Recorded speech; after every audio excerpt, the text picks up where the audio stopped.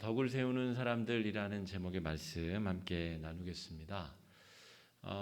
작년 1월에 우리나라에 코로나 첫 번째 환자가 발생하였기 때문에 만 1년이 지났습니다. 우리 코로나 바이러스와 우리 국민들이 함께한 지가 만 1년이 지났고, 그래서 여러 조사기관들마다 이 1년을 코로나와 함께 살아낸 이후에 조사들을 하고 있습니다.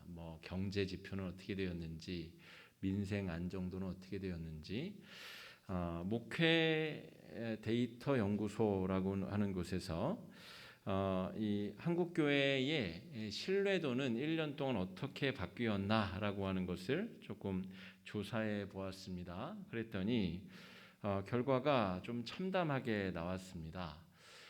한국 교회를 신뢰하지 않는다. 조사 대상의 76%가 신뢰하지 않는다고 이야기를 했고요.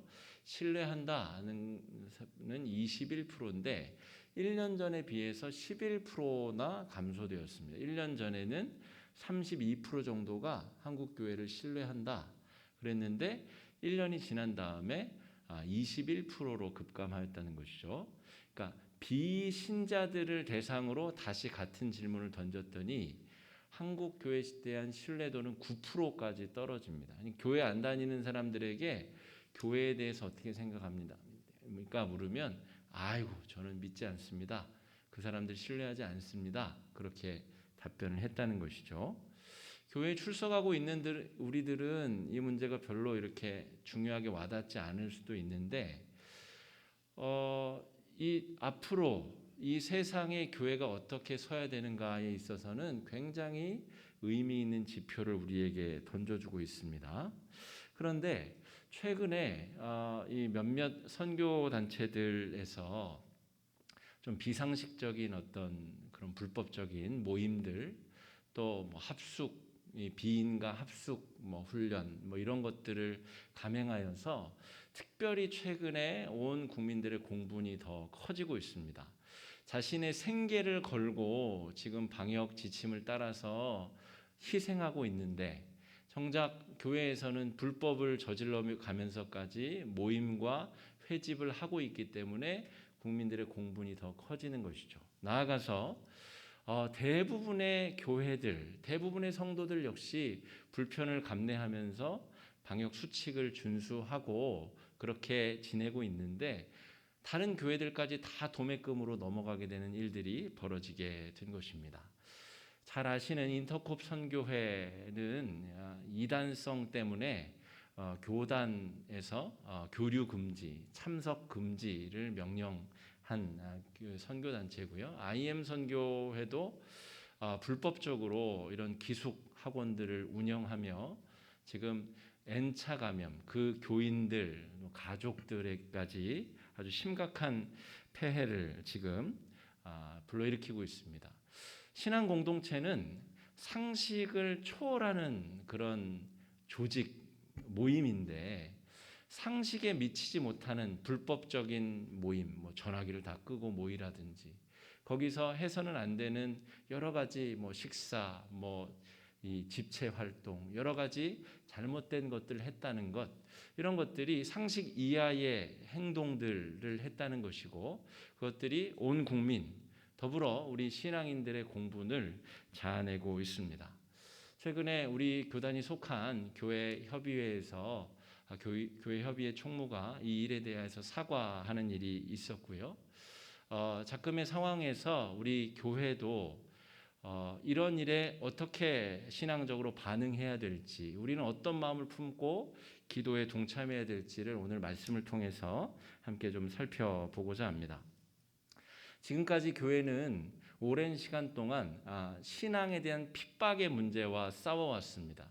예수를 믿으면 핍박의 대상이 되었죠. 우리 믿음의 선배들도 예수를 믿으면 조상 제사를 거부한다는 이유로 호적에서 파내는 일도 있었고 여러 가지 이 핍박과 여러 가지 어려움들을 감내해야만 했습니다. 그런데 작금의 시대에는 핍박과 싸워야 되는 시대가 아니라 비호감, 기독교에 대한 비호감, 좋지 않은 인식들과 싸워야 되는 시대에 우리가 직면했다는 것이죠. 우리 성도님들도 각자의 삶의 자리, 직장에서 최근에 이렇게 기독교가 도매금으로 넘어가는 현상들을 많이 겪고 계실 것입니다. 또 설 명절이 되면 온 친척들이 이번에는 모이지 않아야 될 텐데 어쨌든 조금씩이라도 모이면 결국 이 비난을 교회가 피해 갈 수 없다라는 것을 뼈저리게 느끼는 명절이 될 것 같습니다. 이러한 현상이 똑같이 고린도 교회에서도 벌어졌습니다. 고린도 교회는 우리가 최근에 새벽 말씀을 고린도 전후서를 하고 있기 때문에 이 고린도 교회의 특성을 우리가 잘 알고 계시리라 믿습니다. 고린도 교회는 고린도 전서의 특별히 주제는 교회 안에 분파와 파당이 이루어져서 싸우고 있었고, 교회 밖의 사람들과 전혀 차별성이 느껴지지 않는 비호감도가 굉장히 높은 상태의 교회였다라고 말할 수가 있습니다.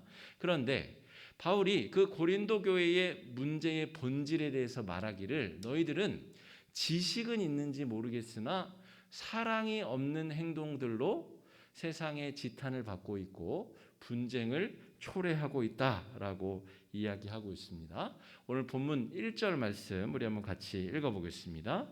시작. 우상의 제물에 대하여는 우리가 지식이 있는 줄을 아나 지식은 교만하게 하며 사랑은 덕을 세우나니 라고 이야기하고 있습니다. 우상의 제물과 관련된 싸움이 벌어졌다는 것이죠. 싸우는 사람들 사이에는 각기 다른 지식들을 가지고 있다는 겁니다. 예를 들어 우상 제물 먹어도 돼 라는 지식을 가진 사람들이 있었고, 야 어떻게 그리스도인이 돼가지고 우상 제물을 먹냐 라는 사람들이 있어서 서로 싸웠다는 것이죠. 여러분, 고린도 교회는 빌립보나 데살로니가와는 달리 더 상업적으로 풍성한 무역 해안 도시였습니다. 그래서 그 도시에는 수많은 신들을 섬기는 사람들이 공존하였습니다. 그리스 로마의 수많은 신들을 섬기는 신들을 섬기는 사람들이 공존하였고, 시장에서 거래되는 돼지고기, 소고기, 수많은 이 육류들은 대부분 저 산당에서 미리 제물로 바쳐졌었던 이 고기들이 다시 시장으로 유통되어서 판매가 되었습니다. 그러므로 성도들이 일상적으로 먹는 음식인 이 고기에 우상에게 바쳐진 제물이 있느냐 없느냐는 굉장히 중요한 문제거리였다는 것이죠. 그런데 우상에게 바쳐진 이 식재료가 너무 많다 보니까 야 이거 어떻게 다 신경 쓰고 살아, 예수 믿고 자유하게 됐으니까 먹어도 돼 라고 하는 분파가 있었고, 야 아무리 그래도 어떻게 우상에게 바쳐진 제물을 먹냐 라고 더 조심해야 된다라는 파가 서로 지지고 볶고 싸웠다는 것이죠. 바울이 지금 우상의 제물에 대하여는 다 우리가 지식이 있는 줄을 안다. 너도 각자 다 저마다의 지식이 있는 줄 안다. 그러나 그 지식이 교만하게 하는 도구가 되어서는 안 된다라고 하는 것이죠. 그럼 지식과 지식이 첨예하게 싸우는 곳이 어디죠? 법정입니다. 법정. 똑같은 법률을 가지고 검사가 해석하는 것이 다르고 변호사가 해석하는 것이 달라서 끊임없이 법리 다툼을 하죠. 그래서 우리가 어떤 뉴스들을 보면 일반인들의 법상식으로는 도저히 만족이 안 되는 이상한 판결이 나는 경우가 있습니다. 법리 다툼을 하다가 어느 쪽이 우승, 기세를 잡게 되었을 때 일반인들의 상식에 어긋나는 판결이 나는 경우가 있다는 것이죠. 그런데 교회 안에서조차 지식과 지식이 대립하여 싸우는 일이 벌어져서야 되겠느냐? 너희들은 왜 사랑의 모습을 보이고 있지 않느냐? 바울이 그렇게 풀어나가고 있다는 것이죠. 제가 설교 초두에 몇몇 좀 일탈을 일삼은 선교단체들에 대해서 이야기를 나누었습니다. 여러분, 그들이 촉발한 여러 문제에 대해서 바울이 같은 이야기를 하고 있다고 생각하고 오늘 말씀에 좀 깊이 들어와 보시면 좋을 것 같습니다. 고린도 교회의 우상 제물을 먹는 문제가 결국 2021년 우리 한국 교회가 처한 비슷한 상황에 처해 있다는 것이죠. 그런 일이 펼쳐졌을 때 여러분, 우리 교단의 교단장이 TV에 나와서 성명을 발표하고 그래야 될 것 같은데 왜 그러지 않을까요? 교단의 성명 발표가 늦었다고 언론들이 막 난리를 피우자 우리 교단이 속한 교회 협의회 총무가 최근에 여러 단체장들과 함께 사과문을 발표했습니다. 왜 그럴까요? 여전히 한국 교회 안에 지식으로 서로 나누어져서 같은 문제를 가지고 싸우는 문제가 존재하고 있기 때문에 그렇습니다. 코로나 정책, 방역 정책 따라야 돼라고 하는 파와 이거 따라서는 안 돼, 이거 온갖 여러 음모들이 숨어 있어라고 하는 파, 우리 교회를 해코지하고 방해하려고 일부러 저러는 거야 라고 하는 파가 교회 안에 겨루고 있고 싸우고 있기 때문에 지금 교회의 대표권을 가진 분들도 성명이나 사과문이나 뭐 잘하고 있다 잘못하고 있다 성명을 발표하고 있지 못한 것입니다. 여러분, 이런 문제에 대해서 바울은 굉장히 명쾌하게 오늘 고린도전서 8장 말씀을 통하여 우리에게 좋은 지혜를 주고 있습니다. 4절 말씀 우리 한번 같이 읽어보겠습니다. 시작. 그러므로 우상의 제물을 먹는 일에 대하여는 우리가 우상은 세상에 아무것도 아니며 또한 하나님은 한 분밖에 없는 줄 아노라. 바울은 먼저 먹어도 된다 파에 손을 들어줬습니다. 우리가 다 알다시피 우리는 예수 복음으로 자유케 된 사람들입니다. 우상 그까짓 것 돌 나무 쪼가리에 불과한데 그게 뭐 우리가 우상에게 바쳐진 제물이라고 먹고 안 먹고 할 이유가 뭐가 있습니까? 세상에 창조주는 한 분이시고 우리는 그 하나님을 믿는 사람들입니다 라고 바울은 먹어도 된다 파의 손을 먼저 들어준 것이죠. 여기서 끝나는 게 아닙니다. 9절 말씀으로 한번 넘어가 보겠습니다. 9절입니다. 시작. 그런즉 너희의 자유가 믿음이 약한 자들에게 걸려 넘어지게 하는 것이 되지 않도록 조심하라. 바울은 먹어도 된다 파의 지식이 이론적으로는 맞으나 그러나 당신들의 그 자유가 방종으로 비춰지고 믿음이 연약하여서 그 우상 제물을 먹는 문제 때문에 아주 심각한 내적 갈등을 겪고 있는 사람들이 복음으로부터 떨어져 나가게 된다면 그게 무슨 복음이고 그게 무슨 지식이냐. 차라리 그 지식은 스스로를 교만하게 내가 옳다, 내가 옳아, 이건 복음을 내가 바로 이해한 것이라 라고 하는 교만하게 만드는 지식일 뿐이다 라고 바울은 이야기하고 있는 것이죠. 그러므로 이 문제 때문에 다툼이 벌어지거나 연약하게 복음으로부터 멀어지는 자가 있다면 이 지식을 가진 자들이 조심해야 될 것이다 바울이 이야기하고 있는 것이죠. 다시 2절로 돌아오게 되면 이런 말을 바울이 합니다. 한번 다 읽어보겠습니다. 시작. 만일 누구든지 무엇을 아는 줄로 생각하면 아직도 마땅히 알 것을 알지 못하는 것이요. 뭐 말이 꼬여있죠. 어려운 말이죠. 우리말로 바꾸면 이런 말입니다. 하나는 알고 둘은 모른다, 이런 뜻입니다. 지식을 가진 사람들끼리 싸우는데 그 사람들이 하나는 알면서 둘은 모른 채 싸우고 있다는 것입니다. 몇몇 선교단체들 또 몇몇 교회들 현장 예배를 고집하며 막 벌금도 내고 이런 교회들 뉴스에서 인터뷰도 하고 그런 교회들이 있잖아요. 누구는 신앙이 없어서 이렇게 대면 예배를 안 합니까? 우리가 신앙이 뜨겁지 않아서 그렇습니까? 그렇지 않다는 것이죠. 그런데 그렇게 하는 사람들이 하나는 알면서 둘은 모른다는 것입니다. 불법적으로 전화기 끄고 어디 저기 경상도에서 모인 그 선교 단체 있잖아요. 그들의 목적은 선교입니다. 선교. 복음을 증거하는 훈련을 하자고 모인 사람들인데 오히려 그 행동 때문에 복음 전도의 길이 완전 막혀버렸다는 것입니다. 그게 얼마나 어리석은 일입니까? 바울이 지금 2절에서 말하는 것은 너희들이 아는 줄로 생각하는데 안다고 생각하는 것이 아무것도 모르는 것이다. 선교를 하겠다고 모인 사람들이 선교의 길을 원천적으로 막아버리면 어떻게 하겠느냐라고 바울이 한탄하고 있다는 것이죠.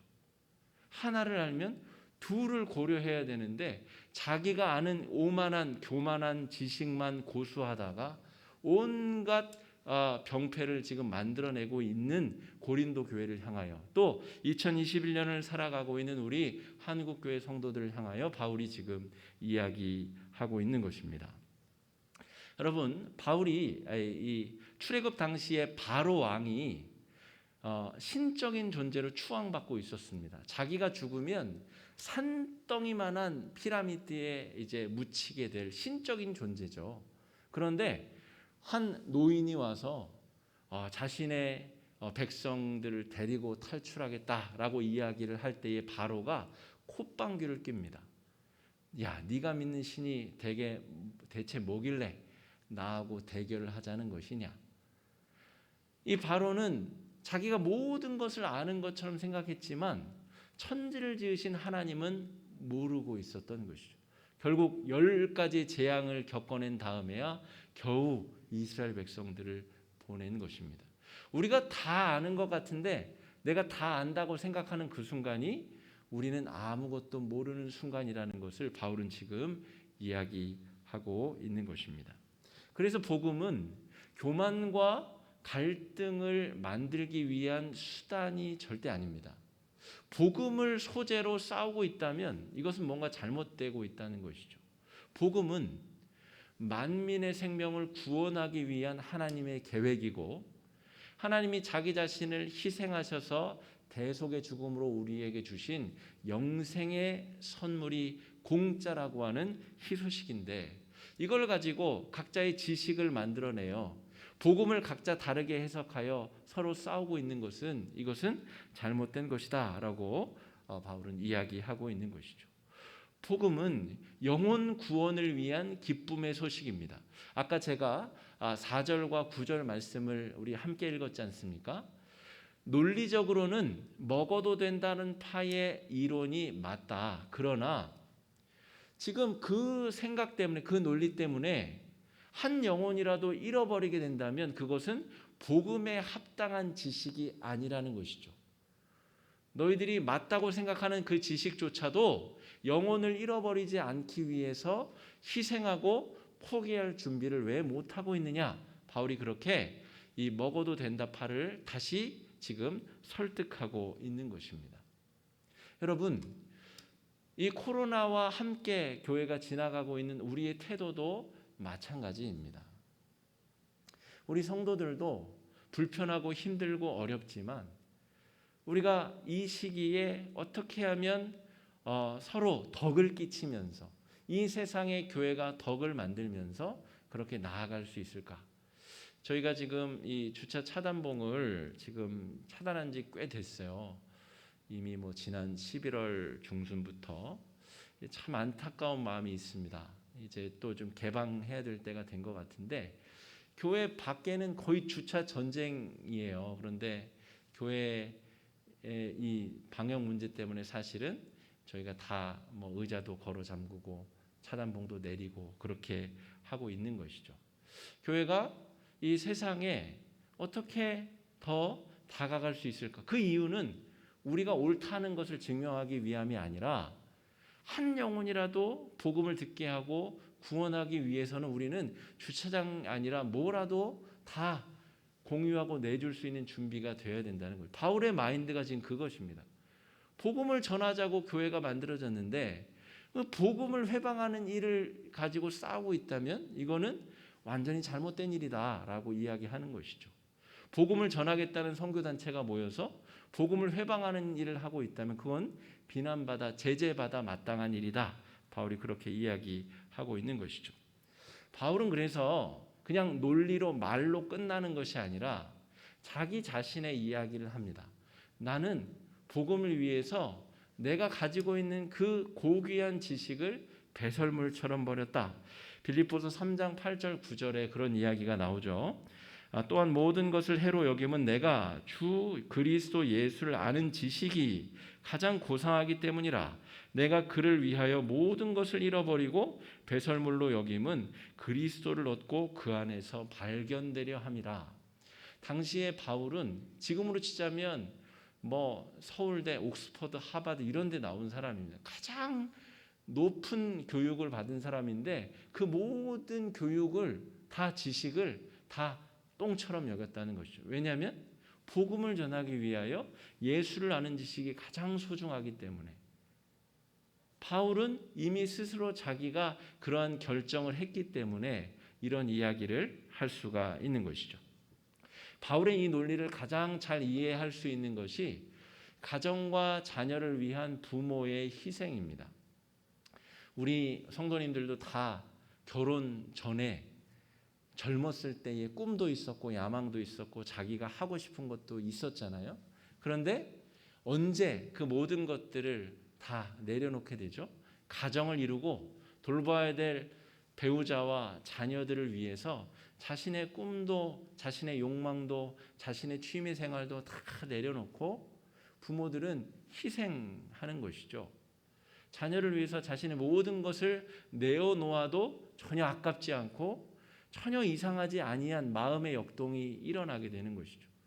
바울이 지금 그 고상한 지위와 지식과 권한을 다 내려놓은 것, 고린도 후서에 보게 되면 바울의 고생담이 등장합니다. 내가 얼마나 고생을 했는가.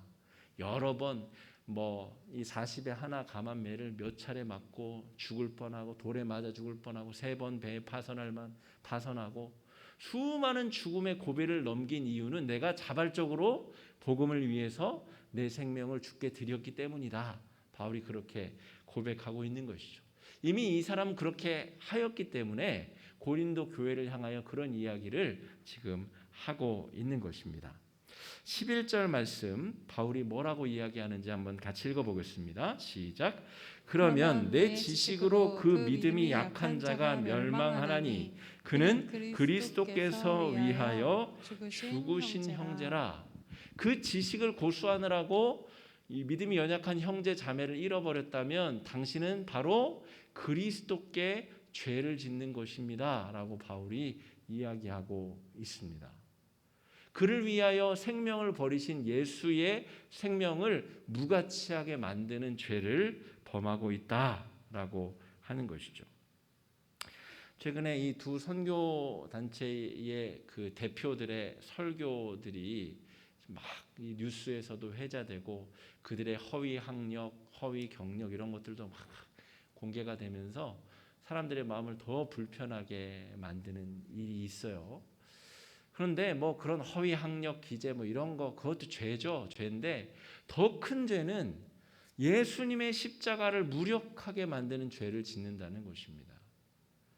예수 믿으려고 구도자의 길을 걸어가는 수많은 예비 우리 그리스도인들을 다 차단시키는 죄.